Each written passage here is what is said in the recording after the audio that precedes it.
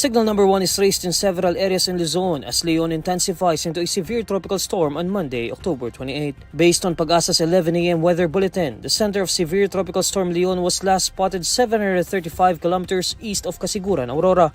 It is carrying maximum sustained winds of 95 kilometers per hour near the center and gustiness of up to 115 kilometers per hour. It is moving westward at 20 kilometers per hour. Tropical cyclone wind signal number 1 is raised in several areas in Luzon, including Batanes, Cagayan, including Babuyan Islands, Isabela, Ilocos Norte, Abra, Apayao, Kalinga, the western portion of Mountain Province, the eastern portion of Ifugao, the eastern portion of Quirino, the northern portion of Aurora, and the northern portion of Catanduanes. Areas under signal number 1 are expected to experience strong winds that may bring minimal to minor threat to life and property. Leon is expected to rapidly intensify throughout its passage over the Philippine Sea and may reach typhoon category within 24 hours. It is forecast to exit the Philippine area of responsibility on Friday, November 1.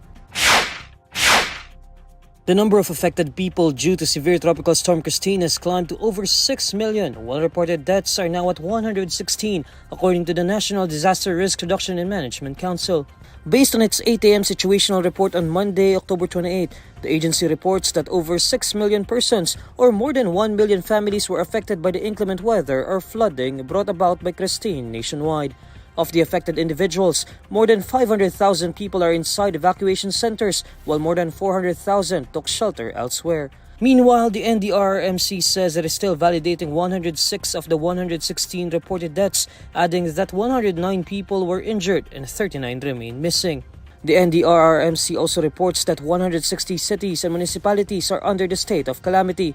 Of the 160 cities and municipalities under state of calamity, 79 areas are in the Bicol region, followed by Calabarzon at 64, Eastern Visayas at 13, and 1 each in Ilocos region, Soc-Sargen, Cordillera Administrative Region, and in the National Capital Region. Kristine exited the Philippine area of responsibility on Friday, October 25, but another tropical storm entered the country on Saturday, October 26. The storm is given the name Leon. Former President Rodrigo Duterte is facing the Senate panel probe into his administration's war on drugs, dubbed as Oplan Tokhang. Duterte appears before the Senate Blue Ribbon Subcommittee headed by Senate Minority Leader Aquilino Coco Pimentel III on Monday, October 28.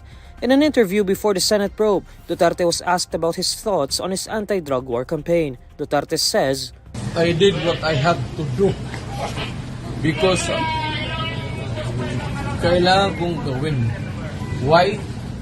To protect the people and my country.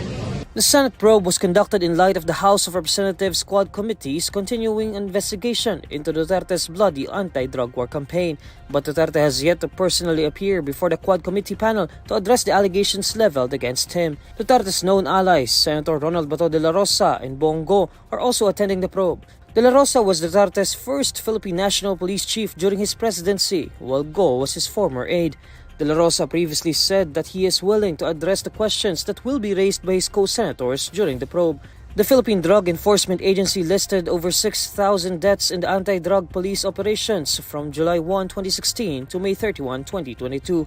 But a 2017 year-end report attributed to the Office of the President listed more than 20,000 deaths in the first 17 months alone of the Duterte administration. Vice President Sara Duterte and other former officials of the Department of Education could face plunder charges unless they are able to explain and account for how the 112 million pesos in confidential funds allocated to the agency was spent during the former Education Secretary's tenure. On Sunday, October 27, Senior Deputy Speaker Aurelio Gonzales Jr. reminded the Vice President that she was not immune from suits and urged Duterte to explain the questionable disbursement of the DepEd's confidential funds. According to Gonzales, the House of Representatives panel on Good Government and Public Accountability, which is chaired by Manila Representative Joel Chua, could recommend the filing of plunder charges against Duterte and several DepEd officials involved in the alleged misuse of the agency's 112.5 million peso confidential funds. The funds in question were part of the 150 million peso budget allocated to the DepEd in 2023, purportedly for use in programs involving crime and abuse prevention in schools, anti-extremism efforts, and counterinsurgency. Gonzales maintained that the testimony of resource persons during the committee hearing on October 17 opened the former Education Secretary and her officials to possible plunder charges. Gonzales noted that it was shown during the inquiry that the 112.5 million peso confidential funds were withdrawn through 3 separate checks, with each worth 37.5 million pesos issued to DepEd Special Disbursing Officer Edward Fajarda for the first 3 quarters of 2023. The checks were supposedly encashed by Fajarda at the Land Bank of the Philippines and disbursed with the vouchers labeled as maintenance and other operating expenses and not as confidential funds. According to Gonzales, since the checks are labeled under maintenance and other operating expenses and not as confidential funds, it raised serious concerns as it indicated a lack of transparency and possible misuse of public funds.